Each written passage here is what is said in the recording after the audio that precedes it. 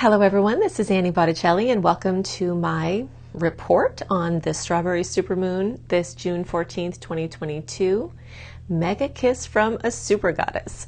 So I'm going to take you through some of the details of this moon. First of all, supermoons are called such because of their proximity to the Earth. So they appear bigger in the sky, their gravitational forces are stronger, and so the manifestations from this full moon can be magnified. So the fullness, completion, drama, elucidation, accomplishment, manifestation is burning extra bright and extra strong and extra emotional, for better or worse. But we do have some beautiful aspects occurring concurrently with this moon, which we're going to get into, that hopefully will give it a very positive tilt.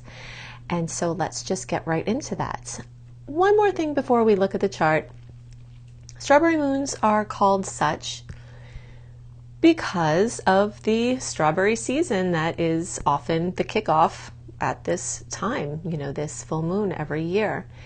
It has been called a rose moon because in other parts of the world, roses are coming into bloom at this time, and there are other names for it as well. But it is true that because full moons that occur near the summer solstice are lower in the sky, and because the moon is exactly opposite the sun during its full phase, this low trajectory can take it through the lowest part of the atmosphere, which gives the moon a reddish or amber colored appearance. So while I like this idea of it being glowing bright pink like this, it's probably more reddish if it is going to have a tint at all. Okay, so let's talk about this full moon. For those of you who like to do ceremony or wishes, or what I like to call reveal and release ceremonies with the full moon, the power hours for the full moon are usually around 8 hours before the actual full moon. Okay, so this full moon is going to be at 7:52 a.m. Eastern Time. Okay, so we've got that there. And so you can translate that to your time zone. And so 8 hours before, there's extra power, but this is going to be a moon whose energy is pronounced before and after, even further stretching than usual full moon's influence. So if you don't make it in that time, you still have a lot of energy to work with. Let's take this piece by piece. So let's first look at the fact that this is a full moon in Sagittarius. Okay, so fullness, completion, fruition, possibly drama, for better or worse, is coming to everything Sag. Okay, so this is travel, different, we'll say international things, different countries, different cultures, different languages, international business, education, teaching. So it's kind of along the same lines, but you either being the student or the teacher, or something involving your kids with education. This can also have to do with long distance travel, like we talked about, but also like immigration, passports, anything having to do with something very far away. Also, this can have to do with just general travel and broadening of horizons. So broadening of perspectives, either through experience of like travel, or it can be spontaneous, or through education that you learn something or figure something out or have a spiritual insight. So at this moon, you could find that you're figuring something out, and either you're traveling far and wide, you're learning a language, you're planning to travel far and wide, or you're focusing on something having to do with teaching or learning, or in some way broadening your horizons, or you figure out a spiritual solution or some kind of solution.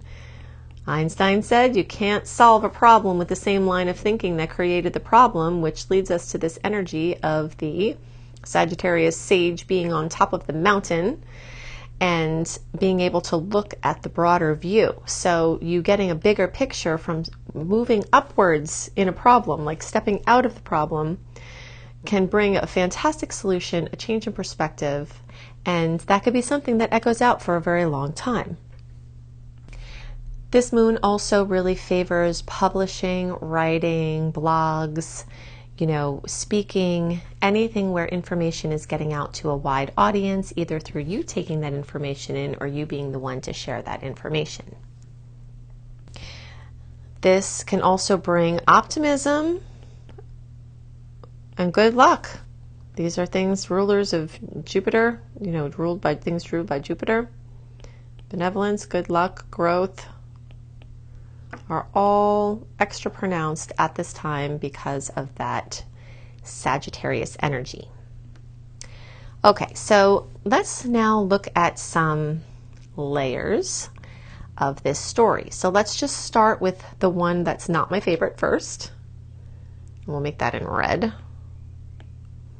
All right, so this full moon, and just notice that when there's a full moon, the moon and the sun are opposite one another. That's what's happening. Okay, so we do have a square with Neptune. It's 25 degrees, so we've got Pisces to Aquarius, Aquarius to Cap, Cap to Sag. That is a 90-degree angle. That's a pressure point. So things involving Neptune, some confusion, some deception, some uncertainty, security issues, those kind of things, or just a little bit of self-doubt. This is a big expansion time. And sometimes when we push further than we were used to, we have that initial elation and, good surges of good neurotransmitters. And we have that little rush. And then sometimes when we start to tune into it, we get afraid and say, oh my gosh, did I push too far? Did I do too much? Am I too vulnerable? Did I go too big?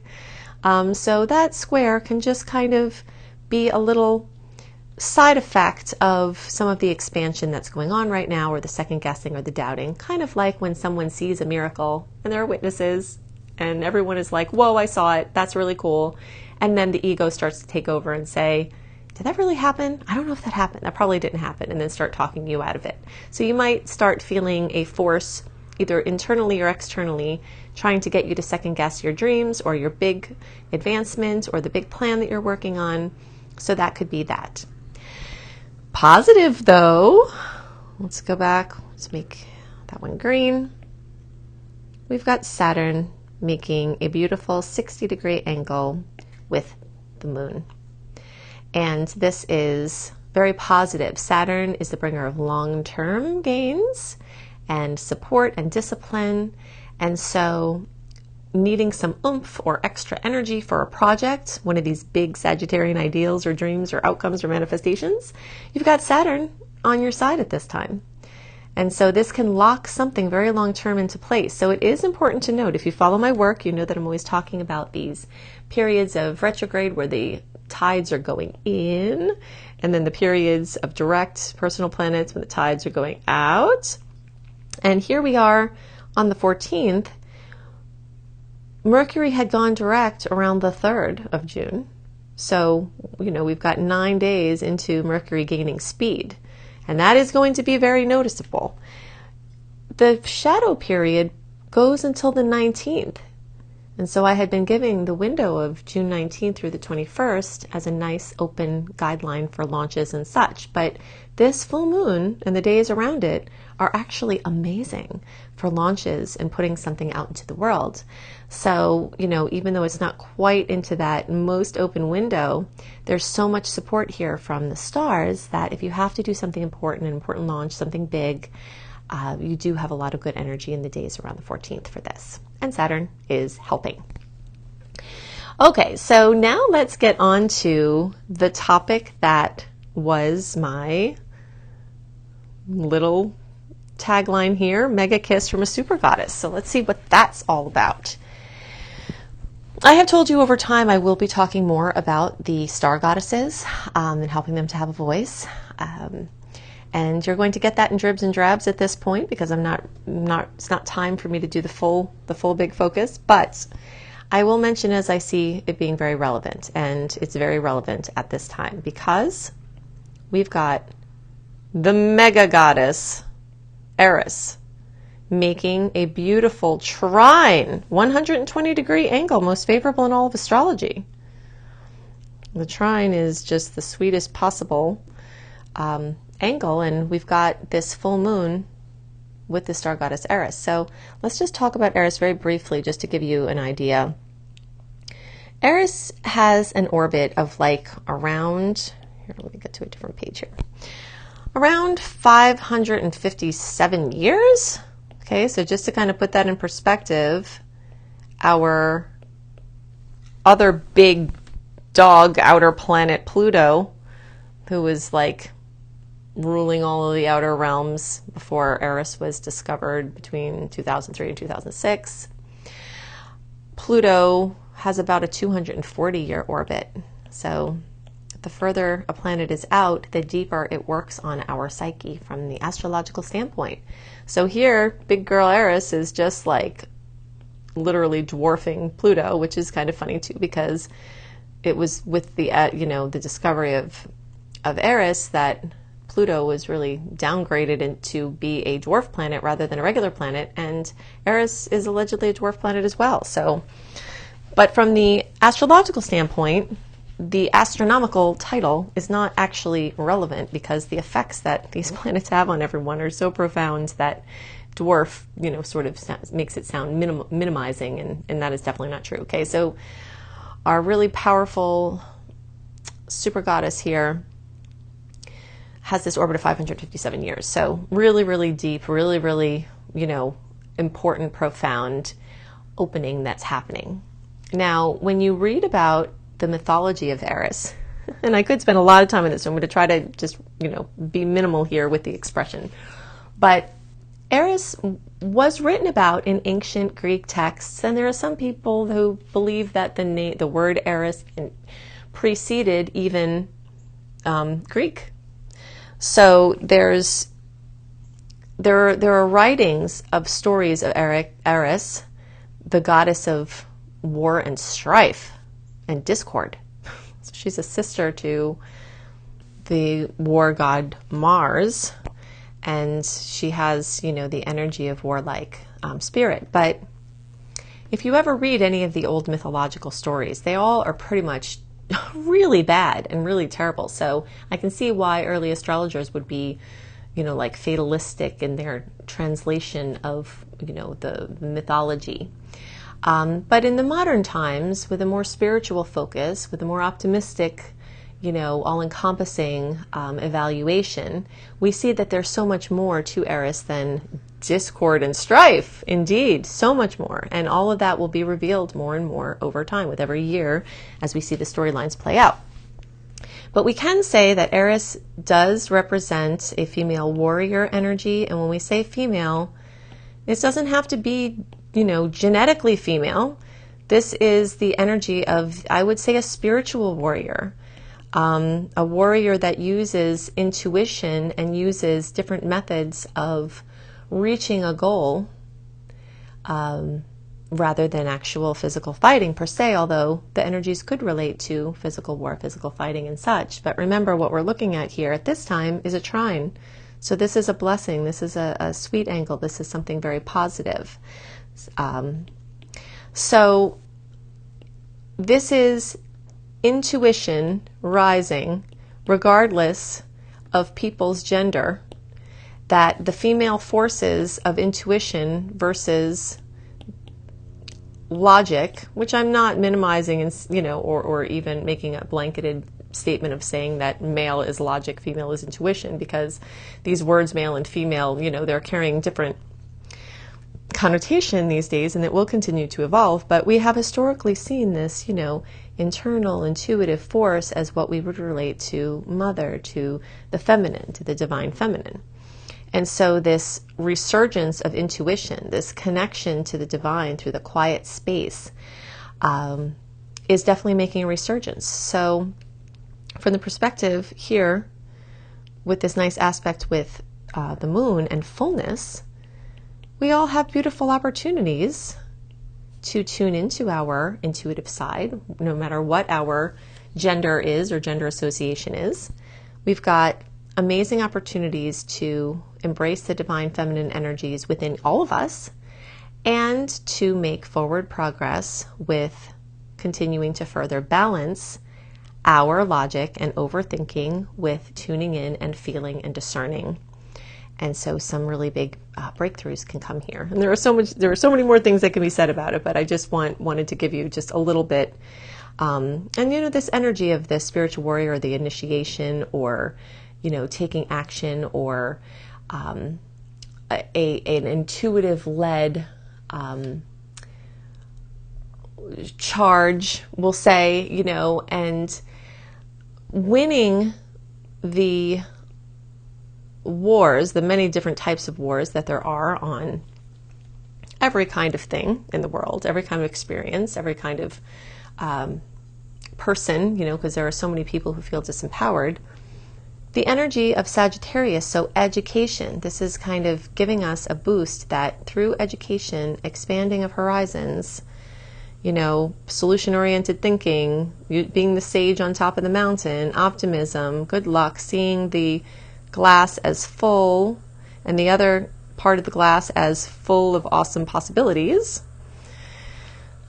that having that standpoint as it relates to balancing these sides and these energies can make a lot of headway. Okay, so it's definitely going to be a very powerful supermoon. I hope that you use it to its fullest extent and that it has amazing manifestations for you. Okay, so I've given you lots to work with to help you make the most of the energies this month and to help you understand the energetic patterns at work and play. And if you'd like more resources, I've got all of these here. You can additionally go to the little more button, the little arrow underneath the bottom right of the video. Click on that and all of the links that I'm giving you here will be clickable, right? So if you're looking for reading options, including a beautiful, very detailed 45-minute audio of your birth chart for $33 from my brilliant husband, you can find that at anniebclarity.com. You can go to anniehelpsyou.com, sign up for my free email newsletter. This is where you can access running a free birth chart. This is where you access my 28-day in-depth virtual coaching program called Shine for free. This is also where you'll find tons of blogs, and you get lots of other perks for being on my newsletter list. If you're looking for written horoscopes by me, always up a month early, you can go to cozybysweetstarlight.com. If you haven't seen this site, go to it. It is so beautiful. We've got, me and my team have lots of amazing astrology-inspired blogs and healthy living blogs. We've got hypnosis for all the signs. We've got healing frequencies for all the signs. I've got the written horoscopes that I write. We have yoga for all the signs. So it's just a very beautiful, comprehensive site. If you're looking for free courses on how to manifest money and wellness, you can go to lumlife.com, my school, Luminous Life Multiversity, LUMLIFE. You can also find my astrology education courses here, including my behemoth of a master course called Becoming a Professional Astrologer Mastery Course, which you can fully utilize even if you don't want to be a professional astrologer, but it certainly will get you up to the level where you could be and show you how to make your business a success. And payment plans are available there too. Now, I've also got 2 books out and more on the way. Planetology, How to Align with the Natural Rhythms of the Universe. You will find this on the bookshelves in all major booksellers, including all the Books A Million, all the Barnes & Nobles. It's right there on the shelf. Plus, you can get it on Amazon and through any independent bookseller. And you can find Radical Prayer on Amazon, and you can order it anywhere as well. So I hope you have a wonderful month, and I'll see you next month. Bye!